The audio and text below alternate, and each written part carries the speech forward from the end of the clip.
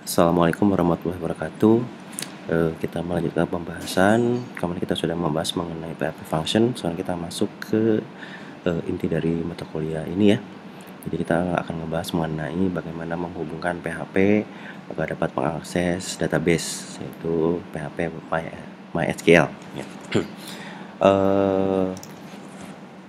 Yang pertama akan dibahas ini adalah bagaimana cara menghubungkan PHP dengan database-nya. Ya, sebenarnya di dalam PHP itu ada 3 cara, ada 3 metode. Yang pertama itu adalah dengan menggunakan object oriented. Oh ya, sebelum saya masuk ke tipenya ini, sekarang itu PHP hanya dapat menerima yang namanya MySQLi atau improve ya. Jadi kalau dulu itu ada MySQL saja, sekarang udah di press, sudah tidak dipakai lagi. Sekarang menggunakan MySQLi. Ya. Untuk object oriented, di sini kita definisikan dulu sebenarnya hampir sama antara ada object oriented, procedural ataupun PDO. Itu ada 4 kata kunci yang harus kita masukkan sebagai parameter. Yang pertama itu adalah server name ya. Jadi yang pertama itu server name-nya, yang kedua itu adalah username dari database-nya, yang ketiga itu adalah password dari database tersebut, yang keempat itu adalah nama database-nya. Ya. Rata-rata kalau misalkan server name itu ada yang localhost. Kalau misalkan ternyata nggak jalan localhost-nya, kita bisa menggunakan yang 127.0.0.1 ya. Kalau username itu secara default itu kita gunakan root. Kalau password itu passwordnya kosong dan database-nya silakan create sendiri ya. Menggunakan MySQL object oriented, kita definisikan di sini objeknya itu kita buat di sini connection, variable connection yang akan memasukkan menjalankan sebuah objek, membuat sebuah objek dengan nama MySQL. Di dalamnya ada 4 parameter yang harus kita masukkan, yang tadi ya sudah kita masukkan di sini: server name, username, password, dan database. Setelah dibuat sebenarnya itu sudah bisa dihubungkan, tapi kita harus melakukan pengecekan apakah database yang sudah dibuat tadi objeknya itu sudah bisa sudah diterima atau tidak. Makanya kita gunakan pengkondisian di sini if connect error. Ketika koneksinya error, maka di sini ada fungsi die connection fail, dan di sini ada memanggil fungsi connect error, yaitu errornya apa di sini ya. Nah, kalau tidak berarti echo connection successful ya. Tetapi saat kita akan melakukan pengecekan atau menghubungkan database dalam setiap prosesnya nanti, kita nggak usah menampilkan pesan ketika koneksinya berhasil tersambung ya. Jadi tidak usah. Jadi pesan error hanya muncul ketika koneksinya tidak terhubung. Jadi takutnya kalau misalkan yang terhubung ini juga tetap dijalankan seperti ini, maka setiap kita nge-request ke database itu akan muncul pesan connection successful seperti ini ya. Jadi kita nanti tidak akan menggunakan posisi ketika true, koneksinya true ya. Makanya di sini if connect error, jadi hanya ketika koneksinya gagal ya. Itu untuk object oriented. Untuk procedural ini hampir sama ya. Hanya saja yang berbeda itu di dalam pemanggilannya saja sebetulnya ya. Di sini sama, ininya juga sama, MySQL. Kita kalau procedural menggunakan MySQL connect ya. Jadi tidak ada objek yang dibentuk ya. Jadi kalau misalkan prosedural, kalau tadi kan ada objek yang dibentuk, kita menggunakan new MySQL. Kalau ini tidak, langsung aja memanggil fungsi MySQL connect, itu bisa langsung ya. Itu untuk prosedural.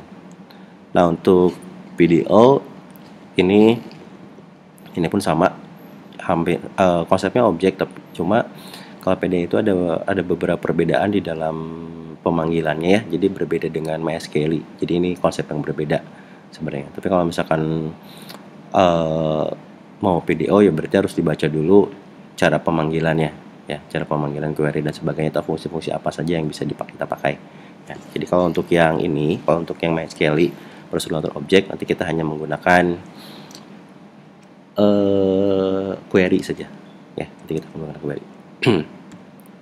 Oke, sebelum kita mulai, ini kita akan melakukan pengecekan ya. Kita akan melakukan pengecekan database. Apakah database-nya bisa terhubung atau tidak? Kita langsung saja ke coding. Sebelum saya mulai di sini saya sudah ada file database, PHP class database. Nah, sebelum saya mulai, di sini saya sudah membuat sebuah database dengan nama database web 2022 dengan tabelnya itu adalah mahasiswa. Di dalamnya terdiri ada npm, nama, tahun masuk, kelas, dan prodi. npm itu sebagai primary key-nya dengan karakter 10, nama varchar 150, tahun masuk year 4, kelas char 1, prodi char 5. Ini pun sudah ada datanya, nanti silahkan kalau misalnya kalian mau coba di rumah, datanya bisa dummy aja atau random. Ini datanya seperti ini yang saya punya. npm 11, 22, 33, mahasiswa ABC dan sebagainya. Ya, jadi saya punya datanya sudah tersedia. Oke, kita langsung kita coba hubungkan. Yang pertama itu tadi kita harus mempunyai 4 parameter ya. 4 parameter untuk menghubungkan database. Saya akan menggunakan konstanta dari PHP agar tidak bisa dirubah. Maksudnya kalau misalkan menggunakan variabel itu kan bisa dirubah value-nya. Jadi saya menggunakan define agar tidak bisa diubah. db host sebagai hostnya ya.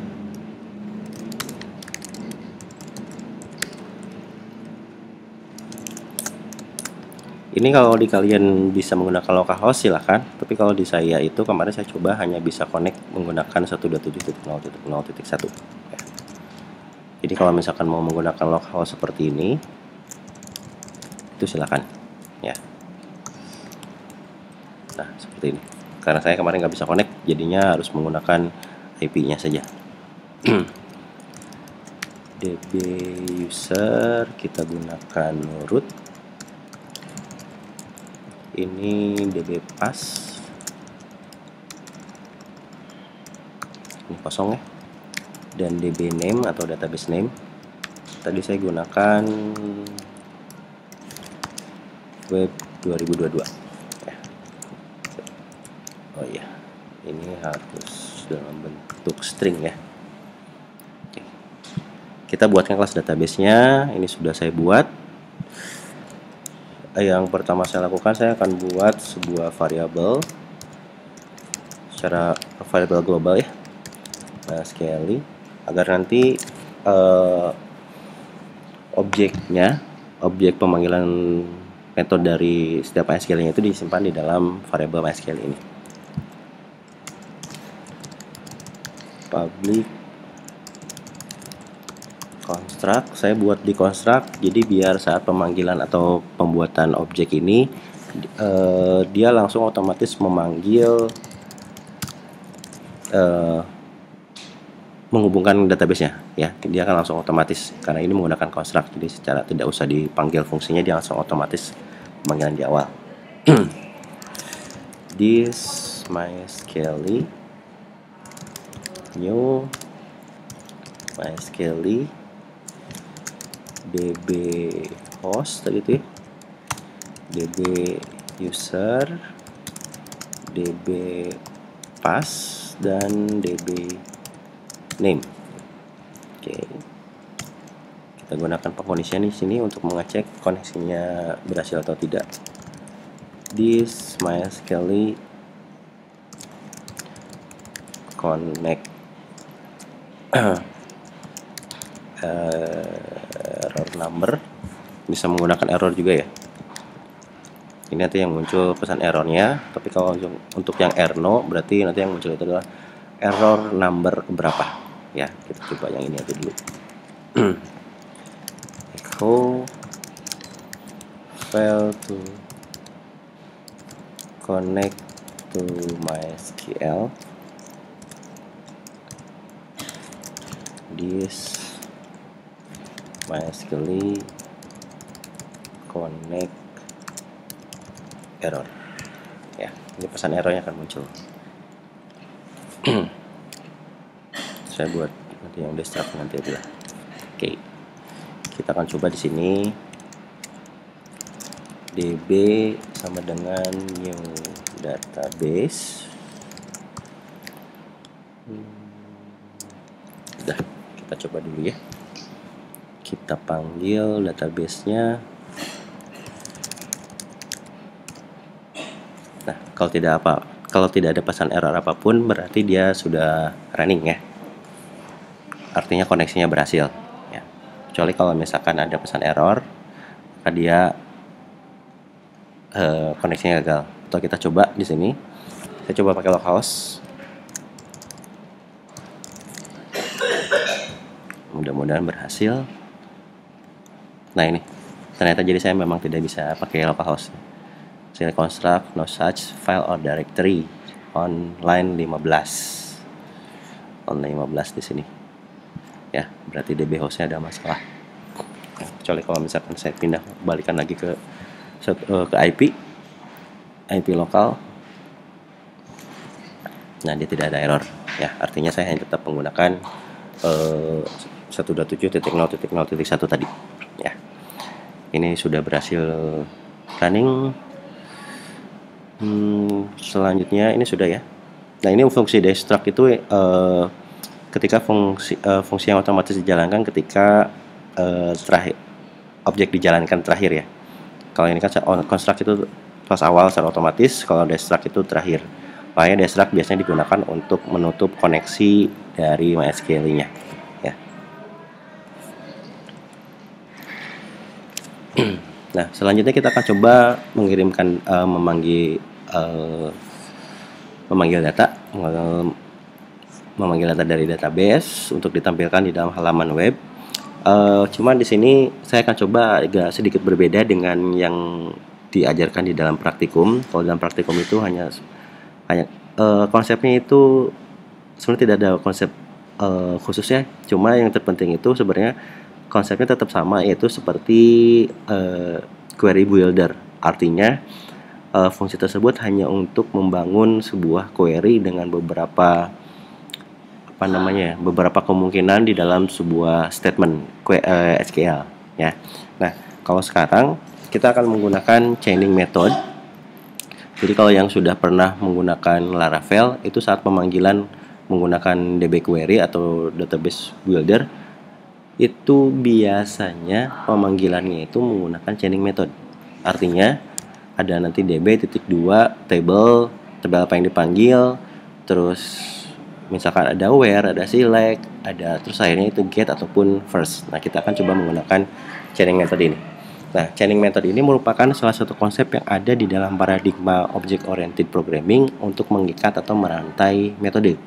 Nah, metode ini dapat melakukan pemanggilan lebih dari satu metode di dalam satu kali operasi pada objek yang sama. Setiap metode berperan mengubah nilai properti dalam objek tersebut dari satu bentuk ke bentuk lainnya, sehingga disebut dengan mutator. Nah, di sini ada contohnya. Kalau misalkan tidak menggunakan objek, artinya kita chaining, artinya kita memanggil satu persatu seperti ini, secara berurutan, ya. Nah, dengan menggunakan chaining, itu kita langsung digabungkan di dalam satu operasi.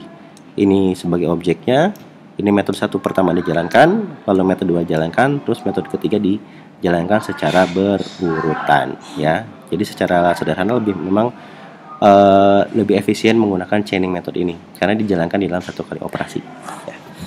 Oke, kita akan coba menggunakan chaining method ini. Yang pertama kita akan lakukan, nantinya kita akan ngebentuk kita akan menampilkan atau mengambil data dari database dulu ya, karena secara query kita akan menggunakan query statement seperti ini, select all from table, tadi itu adalah mahasiswa, seperti ini ya. Nah, di dalam pemanggilan sebuah tabel dari database itu mungkin ada beberapa kemungkinan ya. Kita akan batasi ini kemungkinan yang pertama ya. Artinya kita sintak ini adalah kemungkinan yang pertama. Artinya saya tulis di sini. Atau yang satu deh. Ya, artinya kita akan mengambil keseluruhan dari tabel tersebut. Ya, kemungkinan keduanya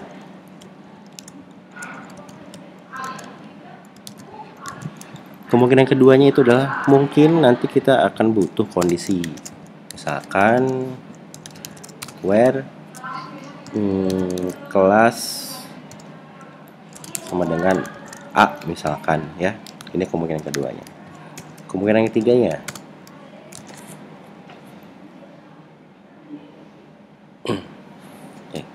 kemungkinan ketiga mungkin yang akan ditampilkan itu hanyalah misalkan nama, NPM dan nama saja, ya. Jadi kondisinya hanya NPM dan nama saja yang ditampilkan, tidak semua, ya.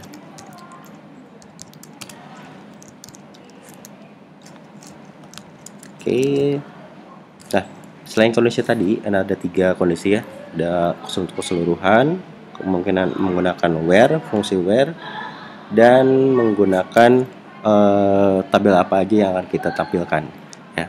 Lalu di dalam menampilkan datanya itu ada 2 kemungkinan lagi. Yang pertama itu adalah menampilkan semua baris yang ada, ya. Artinya kalau misalkan baris di dalam tabel tersebut ada 100, berarti akan ditampilkan 100, ya.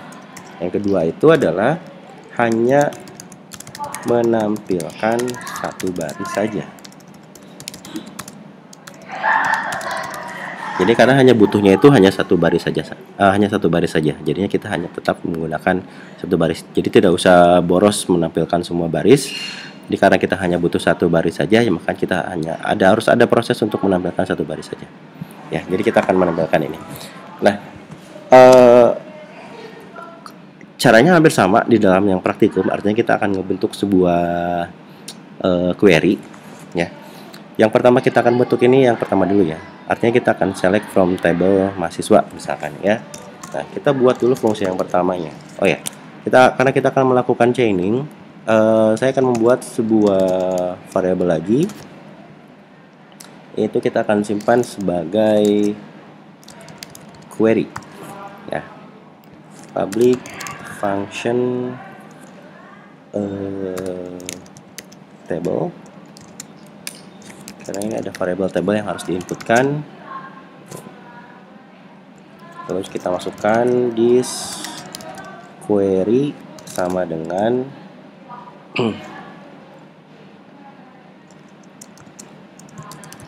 select all from table, ya. Nah, ini yang akan kita tampilkan. Kita akan coba panggil di sini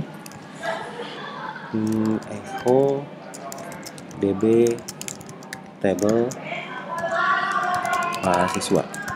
Nah, kita lihat outputnya akan seperti apa. Oke, sebentar. Database.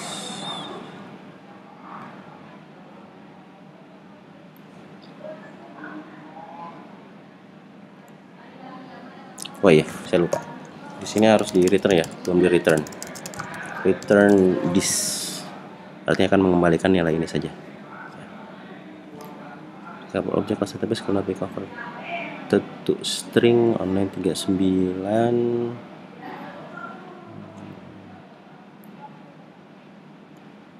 Oh iya, biar gampang di sini harusnya this query harusnya, ya. Nah, ini select all from mahasiswa, ya.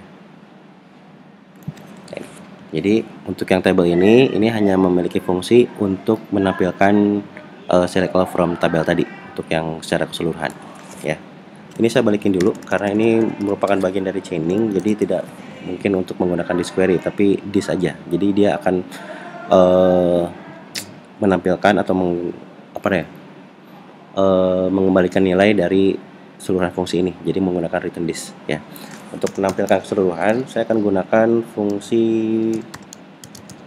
public function get, ya.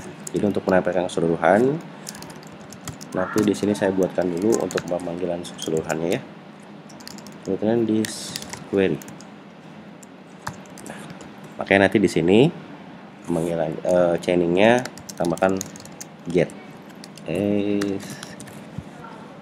tetap sama ya. Ini sudah terpenuhi ya. Oke, yang kedua itu adalah kalau misalnya kondisinya itu ada where-nya ya. Artinya kita buat kondisi where di sini. Public function where. Where di sini artinya kondisinya itu harus bisa mengeksekusi ketika dia itu kondisinya itu lebih dari satu ya. Artinya kalau misalkan lebih dari satu, kita bisa menginputkan kondisi tersebut sebagai bentuknya itu dengan menggunakan array ya. Ini di sini saya buat array sama dengan ini, bentuknya harus array ya. Saya takutnya dia bisa string jadinya error.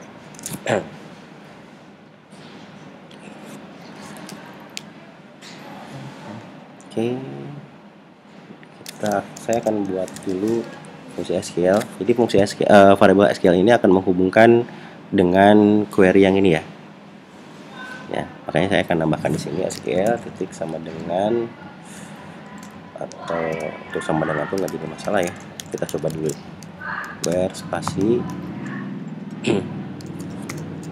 Lalu saya buatkan row untuk menyimpan row apa saja. Oh iya, ini nggak boleh nol nanti ya.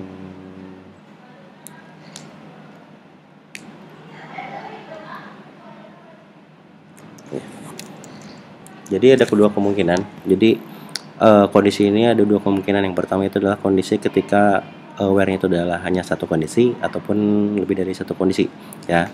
Secara default where ini akan menggabungkan dengan menghubungkan menggunakan n ketika dia kondisi where itu sudah lebih dari satu. Makanya di sini kita akan buat pengkondisian untuk menentukan apakah bentuk where-nya itu lebih dari satu ataupun hanya satu ya.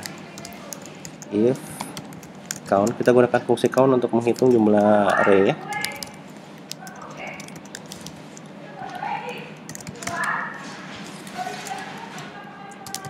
Else ketika count sama dengan 1 maka kita lakukan pengulangan untuk mengambil semua data dari array tersebut ya. Array saya langsung ke value saja. Nah, kita buat di sini, kita hubungkan dengan yang where yang ini ya. Yang pertama, oh ini harus ada key. Ini harus ada key. SQL titik sama dengan, fungsi titik di sini adalah untuk menghubungkan string ya, untuk menghubungkan string. Jadi kalau untuk menghubungkan string itu dengan menggunakan titik, kalau untuk menambahkan number itu menggunakan plus sama dengan, minus sama dengan, atau sebagainya ya. Jadi karena ini string kita menggunakan titik. Titik sama dengan key, titik sama dengan ini karena harus menggunakan tanda kutip satu ya, value titik. Nah, ini ya, ini kalau kondisinya satu. Kalau kondisinya 2, saya copy paste saja di sini. Di sini ditambahkan dengan n ya, karena dia lebih dari satu. Oke, jangan lupa di sini gunakan return this ya.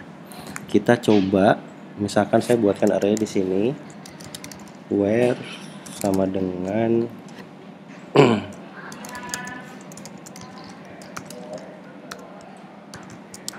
yang pertama itu adalah npm sama dengan 111 misalkan.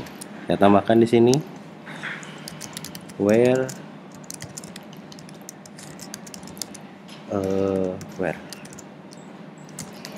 ya, seperti ini. Kita lihat hasilnya dulu, query yang dibentuknya seperti apa. Sebentar. Oh Oh ya, ini belum ditambahkan.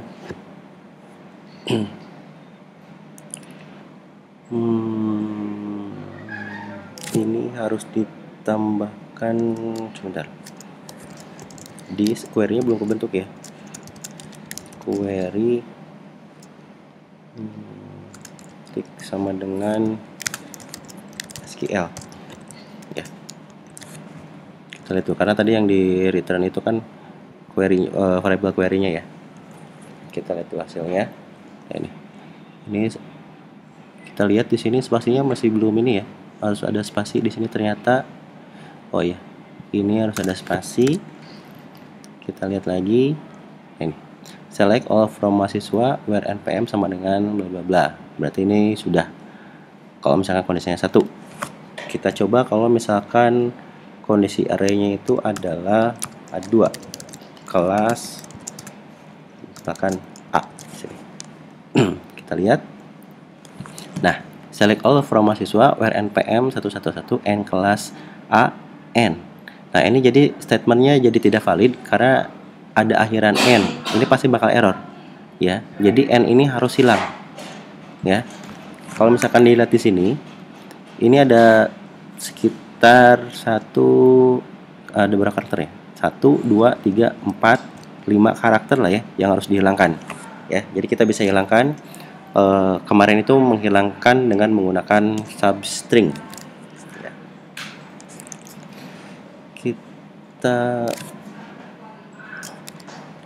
Oh iya, ini jadi tidak usah digunakan.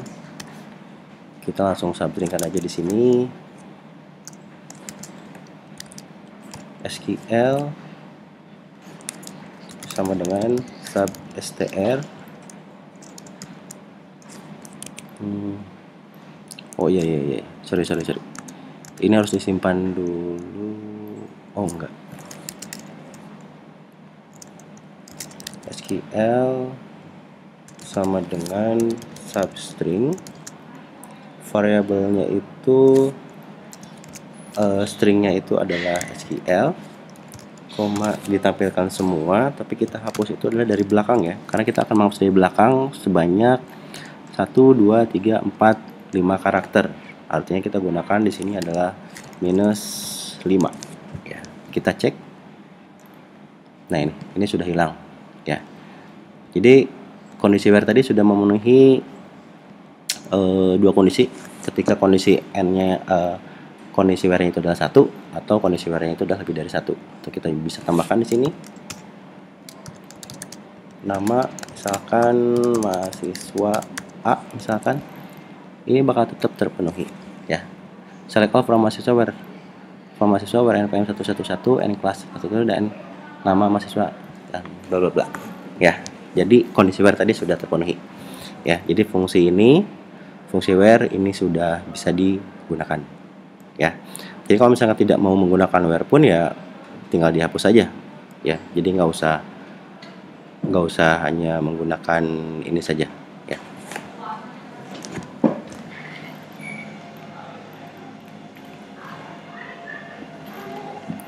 Jadi nanti fungsi yang digunakan itu tergantung kebutuhan aja ya, karena tinggal chaining akan lebih mudah.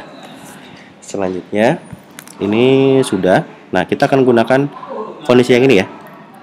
Select npm nama from tabel mahasiswa ya.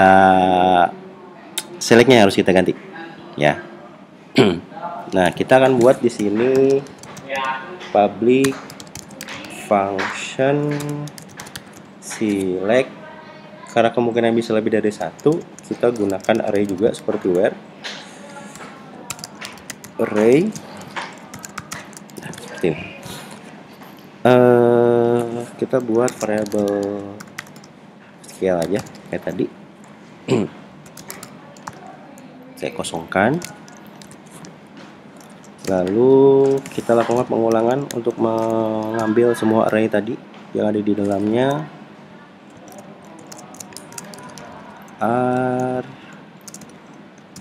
Value, lalu kita masukkan nanti ke variabel SQL-nya ya.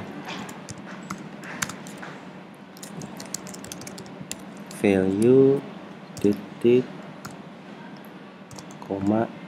Nah, seperti ini ya. Jadi kan secara defaultnya yang ini nama value-nya, ini nama value-nya tinggal dipisah dengan koma. Jadi kemungkinan nanti karena tidak kita gunakan spasi, kemungkinan nanti bakal bergabung seperti ini, akan nyatu seperti ini ya. Nanti kita cek aja. Oke, ini sudah selesai. Nah, yang saya lihat dulu di sini, return this. Saya akan coba di sini tambahkan ya. Selectnya, misalkan yang ditampilkan hanyalah npm dan nama saja. Artinya saya gunakan di sini select array. Ya, kita lihat. Nah, ini belum ada. Karena di sini belum ada query-nya ya. Belum digabungkan. Nah, karena di sini kita gunakan select, artinya kita akan mengganti yang tanda asterisk ini dengan isi konten dari value dari array yang dimasukkan ini, yaitu npm dan nama. Yang pertama itu kita akan menghapus ini dulu karena ini terakhir, karena kan anggap aja di sininya ada dua array atau select yang akan ditampilkan. Tapi karena di sininya ada terakhir koma terakhir, maka kita akan harus hapus ya. Nanti bakal kelebihan koma seperti halnya tadi yang n tadi ya, yang di dalam where ini ya. Jadi kita bisa gunakan SQL sama dengan substring SQL 0,-1 ya, karena hanya satu karakter yang kita hapus. Lalu bagaimana caranya konten SQL ini, value dari SQL ini harus mengubah tanda asterisk ini ya. Kemarin sudah dijelaskan, untuk membuat sebuah string kita bisa gunakan str replace ya. Jadi kita gunakan aja di sini langsung ke query-nya. Karena query-nya sudah terbentuk di atas di sini ya, di dalam table. Ya, jadi kita langsung aja this query sama dengan str replace. Kita ganti tanda bintang dengan SQL yang sudah dibentuk tadi dalam string di variabel this query ya. Oke, kita refresh. Nah, ini sudah jadi berubah ya. Select npm nama from mahasiswa. Jadi yang nanti ditampilkan itu hanyalah nama npm dan nama saja ya. Ini sudah terbentuk. Nah, ini kondisi ini pun sudah terpenuhi ya. Nah, jadi kita sudah punya 1, 2, 3 metode untuk chaining, yaitu untuk pemanggilan tabel awal, untuk kondisi where, dan untuk penggunaan select ya. Nah, selanjutnya itu adalah bagaimana caranya menampilkan semua baris yang ada dan hanya menampilkan satu baris saja ya. Untuk get, kita akan gunakan get ini untuk menampilkan keseluruhan data ya. Jadi seluruh data di dalam database itu akan ditampilkan ya. Lalu untuk pemanggilan data, saya gunakan variable result di sini. This MySQL, kita gunakan fungsi query ya. Nah, query-nya apa yang dipanggil di sini? Yaitu yang this query yang sudah kita bentuk tadi ya. Nah, kita bisa gunakan exception di sini ketika kalau ternyata query-nya gagal, kita akan memanggil errornya ya. Jadi trigger error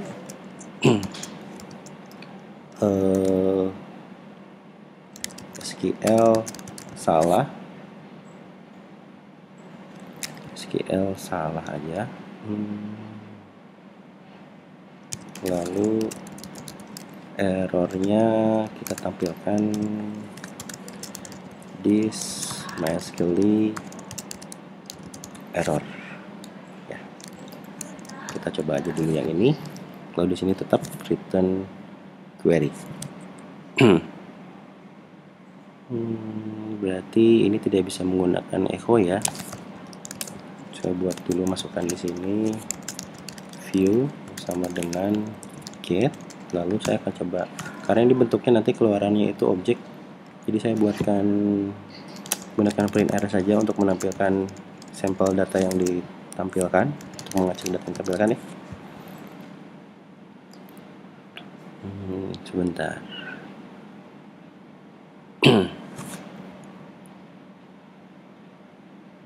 Oh iya, ini salah, bukan return this query itu, karena harusnya hasilnya ya. Tadi query itu di sini penjelasannya. Result fetch all MySQL asok, seperti ini ya. Kita lihat hasilnya. Nah, ini bentuknya array npm nama, karena ini menampilkan keseluruhan ya dengan menggunakan get. Ini sudah terpenuhi juga, menampilkan semua baris di dalam HTML-nya ya. Lalu kalau misalkan untuk menampilkan hanya satu baris saja, saya akan copy paste aja di yang ini, soalnya hampir sama. Kita akan tampilkan di sini first ya. Nah, yang jadi masalah itu untuk menampilkan satu baris itu ada fungsi dari SQL, yaitu yang namanya itu adalah limit ya. Kita bisa menggunakan limit untuk menampilkan hasilnya ya. Limit sama dengan kita tambahkan aja di akhir limit 1 kalau misalkan hanya satu ya. Ini sudah, kita lihat hasilnya. Oh iya, ini bukan get ya, tapi harusnya jadi first ya, kalau add near one.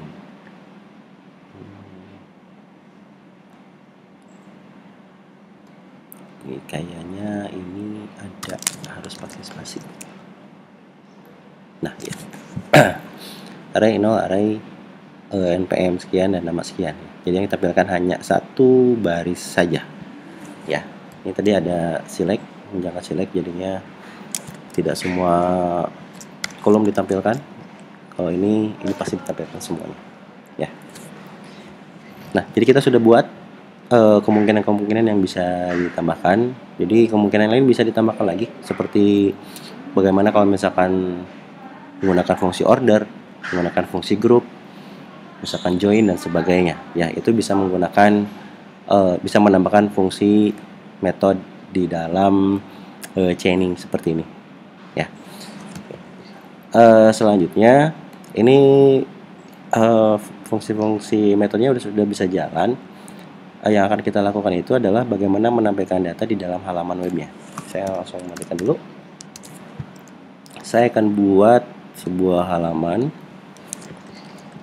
mahasiswa di sini ya. PHP. Nah, yang pertama itu nanti kita tampilkan di sini ya. Yang akan kita lakukan pertama itu adalah memanggil objeknya. Saya biasanya menulisnya di paling atas ya. Saya buatkan variabel sini db sama dengan new database. Oke. New database. Oke, kita coba dulu. Kita tes dulu ya.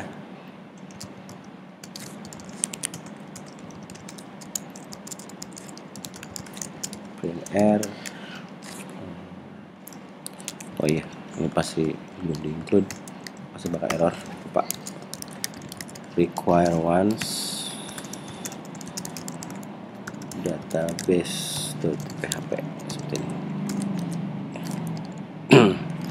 Kita coba panggil dulu ya, table mahasiswa, tambahkan fungsi get. Ini saya ganti jadi mahasiswa. Ini sudah, datanya sudah masuk. Tinggal kita nanti akan coba tampilkan di dalam sebuah tabel. Kita buat tabelnya, border 1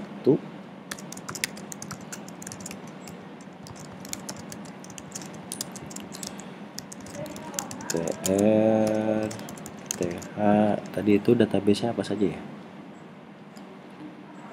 npm nama tahun masuk kelas prodi, npm nama kelas, npm nama kelas tahun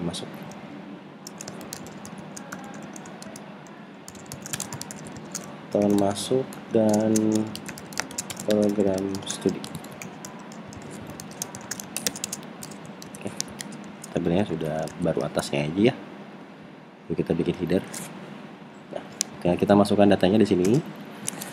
Kita akan panggil dengan menggunakan for each ya. Saya gunakan value aja di sininya, tidak menggunakan key. Kita akan coba tampilkan keseluruhan dulu. Berarti di sininya db table mahasiswa dan get. Ini untuk penyusunan nomor, saya buat variabel nomor sama dengan 1. Kita tutup dulu di sini. Lalu nanti untuk endingnya di sini saya buka lagi untuk penutupnya. Jadi saya masukkan sintak HTML di antara for each ini ya. Oke, lalu kita buat tr di sini td nomor plus untuk incrementnya. Lalu ini value yang pertama itu adalah, oh ya, berarti di sini harus tambahkan nomor ya. Saya lupa di sini. Nomor, ini value yang pertama itu adalah npm, yang kedua itu adalah nama, yang ketiga itu adalah kelas. Tahun masuk itu saya lihat dulu recordnya. Kolomnya tahun masuk, tahun underscore masuk. Lalu yang terakhir itu adalah prodi. Oh ya, prodi. Lalu kita tutup. Ya, kita refresh. Nah, ini lihat, oh ini kelebihannya. Nomor, npm, nama.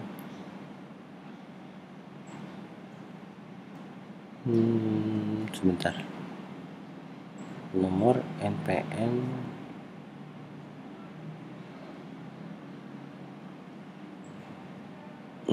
ini belum pakai tanda tutup, jadinya error, tampilannya jadi tidak sesuai. Nah, ini nomor, npm, nama, kelas, tahun masuk, program studi ya. Jadi ini sudah bisa menampilkan seluruh data. Nah, nanti datanya tinggal tergantung data apa aja yang mau ditampilkan. Kalau misalkan hanya npm nama ya berarti tinggal di sini datanya tinggal tambahkan select saja. Tinggal select npm dan nama, tinggal nanti hapus kelas, tahun masuk, dan program studi ya. Begitu yang saya bisa jelaskan untuk bagaimana menampilkan. Oh iya, ini saya salah, ini harusnya berada di body, kalau saya lupa. Ini tambahkan dalam body ya, ini harus ada dalam body.